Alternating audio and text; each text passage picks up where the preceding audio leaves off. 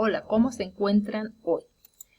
En la primera clase vimos los estados financieros y hablamos de cada uno de ellos, pero hoy vamos a ver cómo se relacionan. Resulta que existe una ecuación patrimonial que todos con toda seguridad sé que conocemos.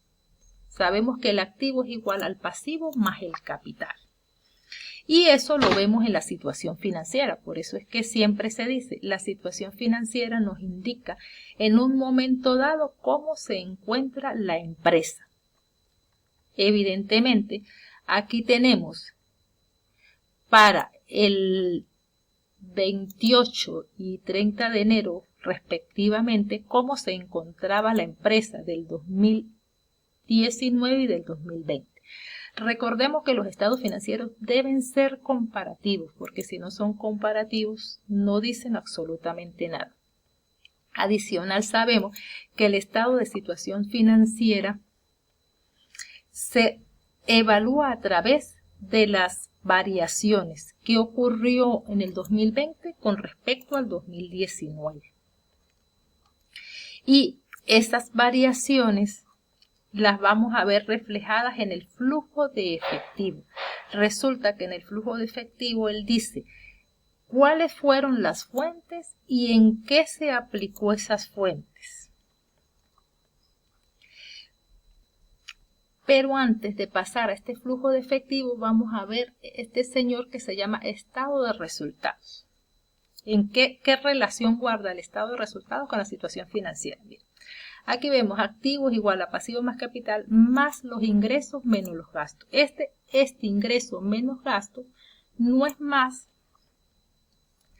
que la utilidad por la operación que da esa empresa, propio de la operación. Entonces aquí tenemos utilidades. Las utilidades en este caso, como son las utilidades retenidas o no distribuidas, entonces lo sacamos por variación. El 2020 menos el 2019 nos da 3.043.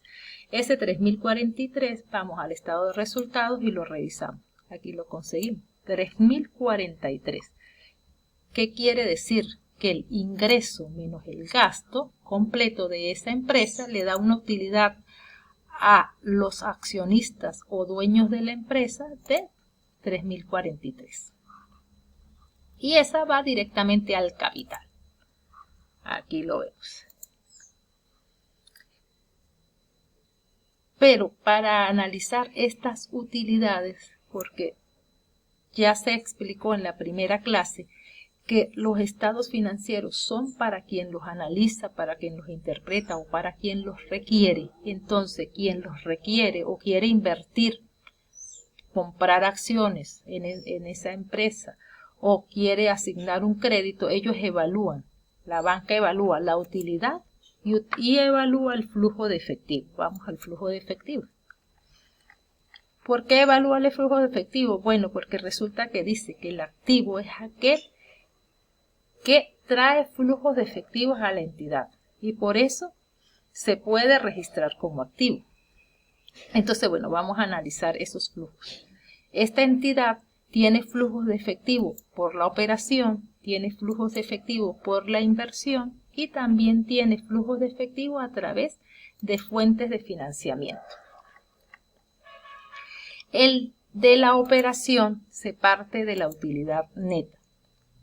Hay dos maneras de hacerlo, directo e indirecto. El más usado es el indirecto. El indirecto pasa parte de esa utilidad neta que ya se explicó, que es la utilidad que obtiene el dueño de la empresa por las actividades de operación, pero esa utilidad está afectada por algunos gastos o ingresos que no necesariamente son dinero en efectivo. La utilidad neta hay que sumar el gasto de depreciación. Ya se sabe que el gasto de depreciación es aquel que van surgiendo con los activos por el uso a través de los años, pero no es salida de efectivo, por eso se debe sumar. Se le suma o se le resta ganancias o pérdidas de acuerdo a lo que ocurra por algunas ventas de activos. Y se suma o se resta las cuentas por cobrar o por pagar de acuerdo a si no se cobró en el año o se incrementó las cuentas por pagar. Vamos a analizar qué ocurre con esta fórmula. Bueno, se parte de una utilidad neta de 3.043. A esa utilidad neta se le suma la depreciación o amortización. Dice que hubo aumentos de cuentas por cobrar. ¿Por qué se sabe que hubo aumentos de cuentas por cobrar? Porque, ven, aquí venimos y comparamos. Las cuentas por cobrar aumentó de 3.635, aumentaron a 4.414. Entonces, al haber incremento 779 es una aplicación. Se resta porque dejó de ingresar ese dinero. No, las cobranzas no son las más adecuadas. Aumento de inventario. El inventario aumentó en 132. Aquí el inventario pasó de 327 a 459. Se dejó de vender inventario. Se le resta el flujo de efectivo. Vamos a ver qué ocurrió con los pasivos. Entonces, venimos con los pasivos. Se suman y aumentaron en 3.699. Venimos al flujo de efectivo y evidentemente aumentó el pasivo y se suma. Quiere decir que hubo una fuente de financiamiento. Dejamos de pagarle a nuestros proveedores.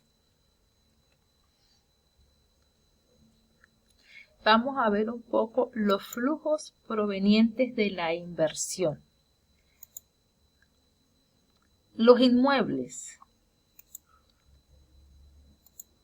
La propiedad, planta y equipo incrementó con respecto al año pasado. Al incrementar, compraron propiedad, planta y equipo. Es una salida, es una aplicación del dinero y por eso lo colocamos con signo negativo.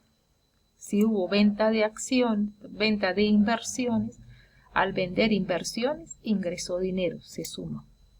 Pero a su vez también hubo aumento de inversiones a corto plazo, compraron inversiones, vendieron pero a su vez compraron. Entonces esa compra significa salida de dinero del banco y por eso se resta. Y así sucesivamente. También ellos tienen fuentes de financiamiento. Dicen que tienen unas recompras de acciones en tesorería. Al recomprar esas acciones se tienen que colocar negativas. Y eso nos da toda esa suma o resta algebraica, nos da el incremento o disminución de efectivo de un año con respecto a otro, que son estos 430. Aquí están, esos 430 nos da como aplicación. Pero también en ese análisis que normalmente se analiza es el capital, porque es el rendimiento que va a adquirir el propietario o accionista y se interpreta qué ocurre, por qué parte de 6.823 y llegan a 6.485. Bueno, veamos ese movimiento patrimonial. ¿Qué ocurrió en ese movimiento patrimonial? Partieron de un saldo de 6.823 de acciones.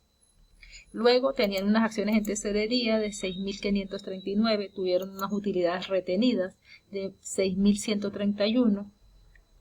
Parece que tuvieron unas pérdidas acumuladas de 83. Entonces venimos por acá.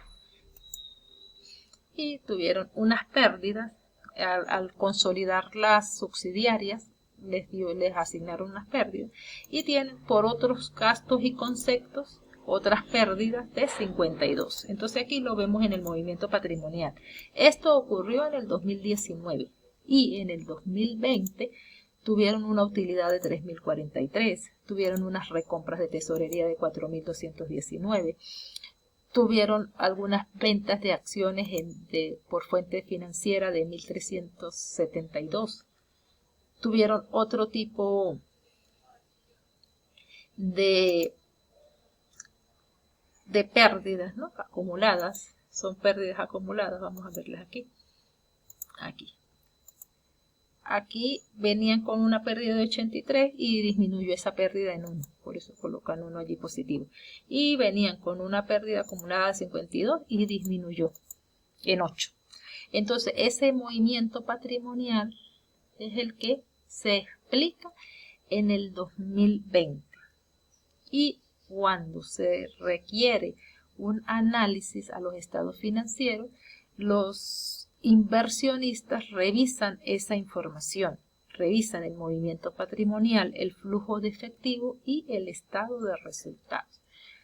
Dejamos este video hasta aquí y vemos el próximo video donde vamos a ver unas herramientas de análisis vertical y horizontal para evaluar los estados financieros.